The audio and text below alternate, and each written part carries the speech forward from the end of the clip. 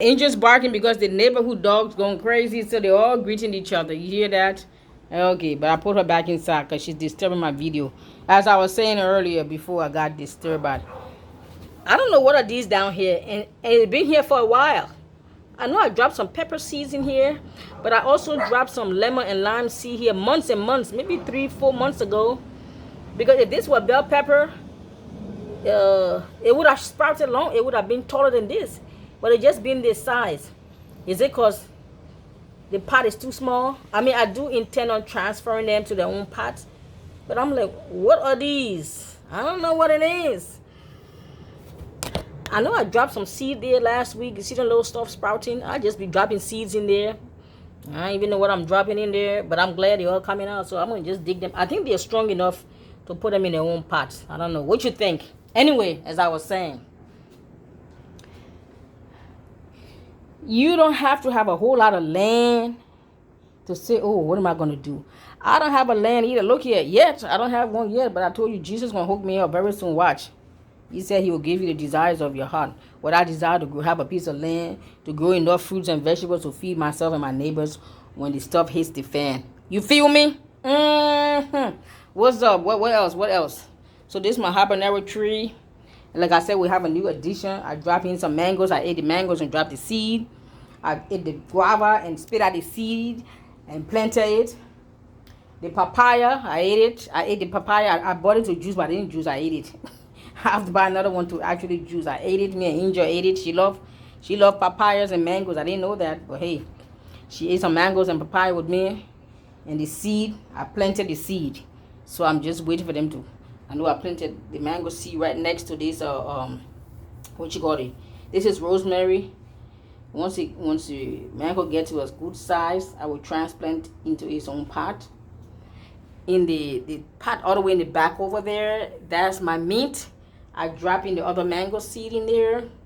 In this pot, I planted papaya. The people call it, American call it papaya, Africans call it pawpaw. And then I planted I'm not sure, I think I planted the guava here. I think this is the guava sprouting up. You see there? You see there? Yeah, I think that's the guava I planted there. I know I planted guava. More harvest, you guys. So I harvested my basil and mint. See my basil? That's a lot of. See how big the bowl is? See the basil here? See how big that bowl is? I filled it up like that. See? I cut the stems and all. I'm going to wash them and put them in the freezer in the Ziploc bag. When I'm ready to cook, I can put some there. I also use them for juice and smoothies. Is this recording? Oh, yes, it is.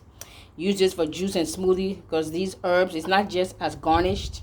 It's not just for you to just put a few leaves on your food for flavor. Though you can do that. But this stuff has some great medicinal purposes that people don't even know. They just think it's for garnished. Nah, these herbs can cleanse you, detox you from parasites, antioxidant, anti-inflammatory. What else? Who remember my basil bush? This is what's left of it.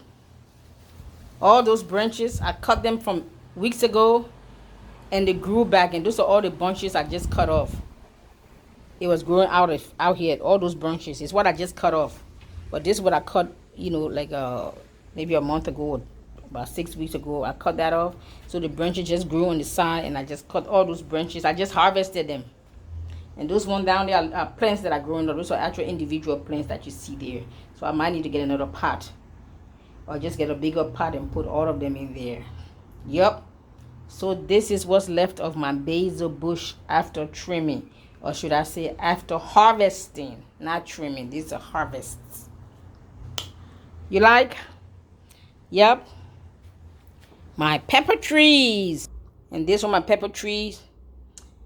I was only able to get 8 peppers out of that pepper tree I just showed you. And 2 little beets from the beet pot. And this is my little helper from the garden. But I put her back inside because she likes to disturb me. When I'm on the video, you can hear her in the background. Right,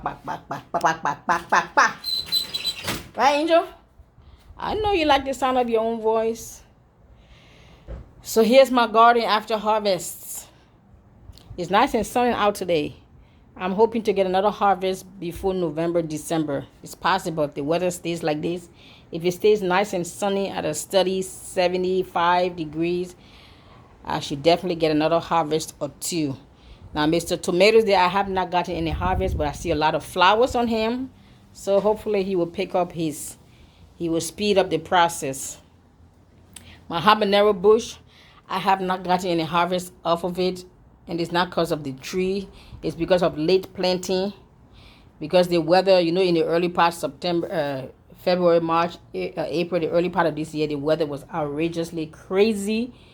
One day was hot, the next day was 20 degrees. So when I planted the seed, I think the seedling was kind of confused. Should I grow? So it kind of stunted the growth. That's how come I seem to have a late harvest for my habanero trees and my tomatoes. Because these guys, by now, in September, I don't have, in the past, when I've been doing this for the past 5 years, by this time I would have harvested at least 3 or 4, 5 like baskets of peppers from the peppers and the tomatoes. So even my beet, but I'm even surprised the garden, at least I grew something, because the way the weather was so crazy this year, I was really kind of discouraged, but I still went ahead and planted some seeds. I was not expecting much harvest because of the fluctuation of the temperature, cold, hot. But anyway, something came out. You see my bell peppers, how they were so pretty. See all my basil. I got some basil. I was able to harvest a handful of collard greens is on the bottom, and a handful of mint is on the bottom. But the basil was most of my harvest. The branch, the stems, and everything, I juice them, eat them, cook them, bake them. I have made some nice homemade pepper sauce. You can taste the basil. So looky here. And people ask me what kind of fertilizer you use. Well, I buy the regular fertilizer from the store. But since I heard on the other kind of news, they've been closing all the fertilizer plant. Well, I went to search on YouTube and I found some people who gave me some brilliant idea, and I've been using that.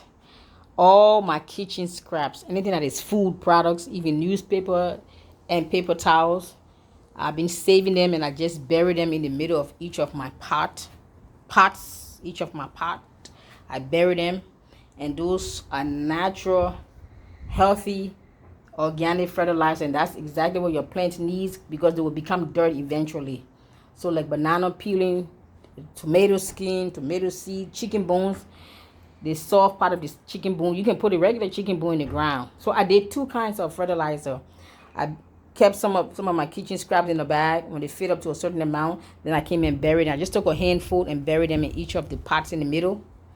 Then the remaining of it that was soft enough, and added some more kitchen scraps later on during the week, and I blended them. That one included eggshell, sweet potato skin, avocado skin. No, I don't eat avocado, but any kind of skin, leaves and everything, plus the eggshell, banana peel, tomato skin, you just name it. Fish, chicken, whether it's raw or cooked, it don't matter. I put it in the blender with some water and some eggshell, and I blend it. And I had some powder fertilizer. I put them all in there with some little bit of water, and I blend it and puree everything. And those ones I also bury them. The original kitchen scraps, I buried them about 3 weeks ago. The ones that I blended, I buried them about a week, maybe 2 weeks ago.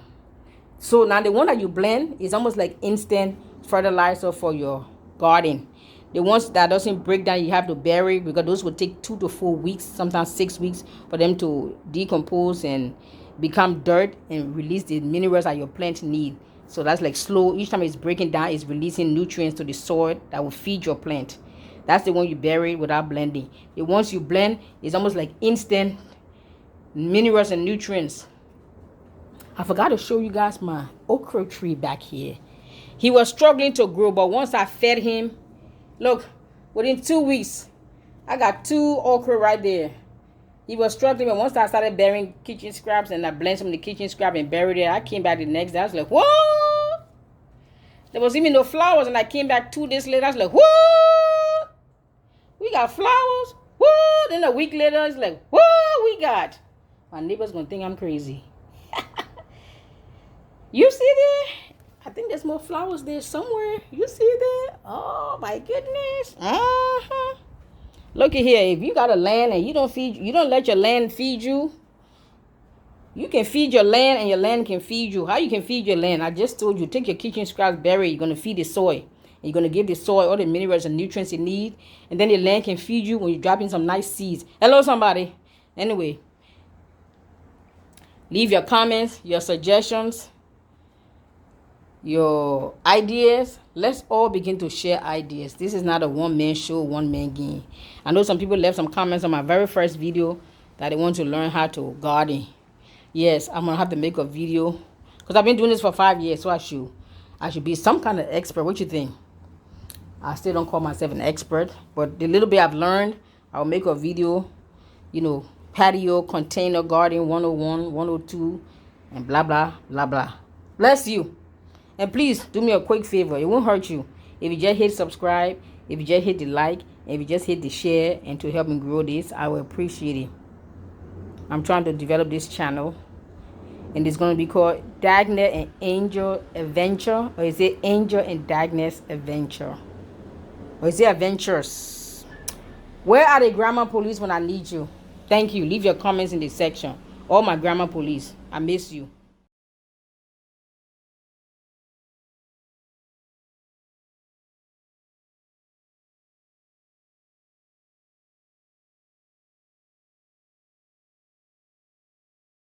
Okay, here's my basil that I harvested. It looked like a whole lot, but I cut them into 3 sections so I can fit in the bowl because it couldn't fit in the bowl. That's the same bowl I harvested in. So it's sitting in some warm water, baking soda, and apple cider vinegar to cleanse, to remove any dirt, bacteria, insect, whatever. Even though I didn't spray, everything is organic. I didn't spray, but still, it's outside. Things can fly about and touch it, if you know what I'm saying. So it'll sit here for 5 or 10 minutes in baking soda and apple cider vinegar. Then I will rinse it 2 or 3 times with just regular water, and I will shake as much water as I can shake off of it, and put it in the Ziploc bag, squeeze the air out of it, put it in the freezer. If I need to cook, bake, make my juice or smoothie, guess what? Take a pinch of it. And here's my bell pepper. Remember those 8 bell pepper that I picked off the trees on my patio garden? I did the same thing. I washed them. You must get all your groceries you get. Even though I grew my own, I still wash them. You must wash all your vegetables and your fruits like that. Apple cider vinegar and baking soda helps to kill any kind of bacteria, salmonella, any kind of bacteria and anything. Because especially if you're eating them fresh, like you make juice and smoothie in my case, anything's on it, you don't wash it properly, you're going to get upset stomach, you might throw up, you might think juicing is bad for you, but it's not. You just didn't wash it properly. So I washed them properly. I soaked them in apple cider vinegar and warm water for my first 5 or 10 minutes. Rinse it out with regular tap water 3 or 4 times. And it's going, this is in a Ziploc bag. This is freezer safe.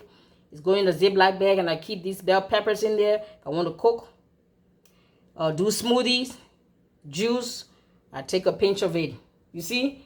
This is the same thing. You're going to go to the supermarket and buy frozen vegetables, frozen vegetables pretty much. Frozen bell peppers, frozen vegetables. Well, you can make your own. So these are going to be my own frozen vegetables. And I'm going to enjoy eating them. You know why? Because I know what's inside of them. How they were planted. And these were all planted from seed to harvest. Thank you.